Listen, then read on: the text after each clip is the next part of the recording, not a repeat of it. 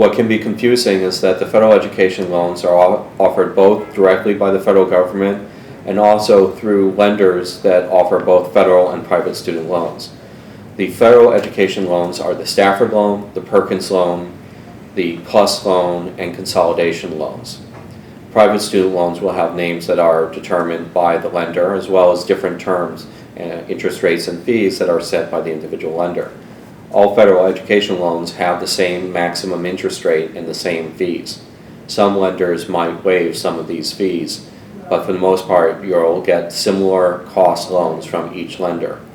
The federal education loans are better than the private student loans. You should always borrow federal first, because the federal loans are cheaper, they're more available, and they have better repayment terms than private student loans.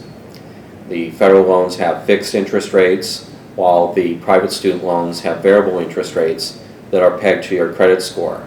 So if you have an outstanding credit score, you might temporarily get a lower rate than on a federal education loan, but as interest rates rise, that loan will ultimately cost you more than the federal loan. There are also a lot more flexible repayment plans and other options if you're having difficulty repaying your debt with the federal loans and the private student loans.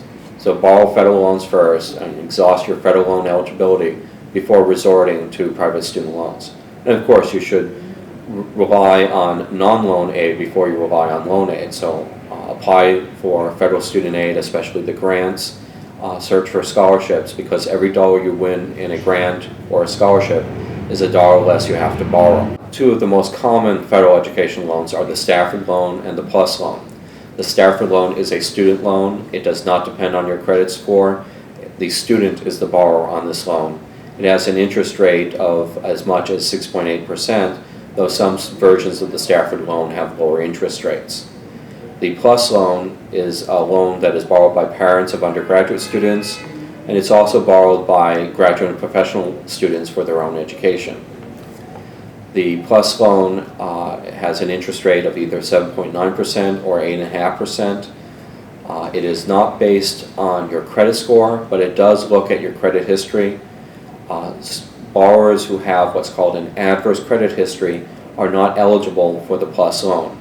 An adverse credit history includes having had a foreclosure, repossession, tax lien, wage garnishment, default determination, or bankruptcy discharge in the last 5 years, or a current delinquency of 90 or more days on any debt. If you have such a circumstance, if your parents are ineligible for the Parent PLUS loan because of an adverse credit history, you should talk to the school, because the school can make you eligible for increased Stafford loan limits.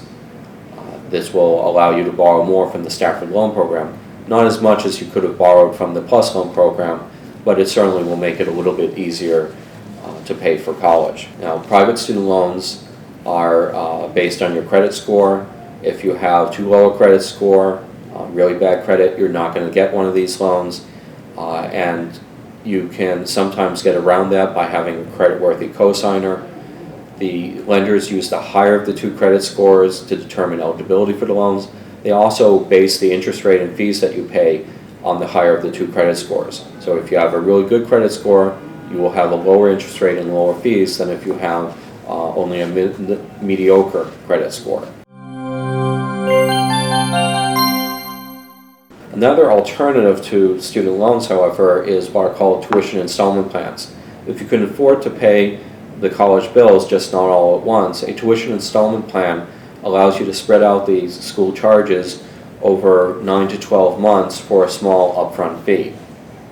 No interest is charged on these tuition installment plans other than that upfront fee, but it allows you to split it into 9 or even 12 pieces, which can make it easier to pay, especially if you have it deducted from your salary check. Gift aid, which is money that doesn't need to be repaid, includes grants and scholarships, and to some extent work study.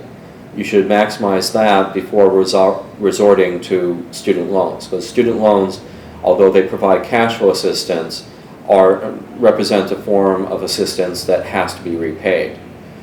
So it's always preferable to have grants and scholarships than to have loans. Once you've exhausted your eligibility for grants and scholarships, then you need to look at loans. You should always borrow federal first because the federal loans are cheaper, more available, and have better repayment terms than the private student loans.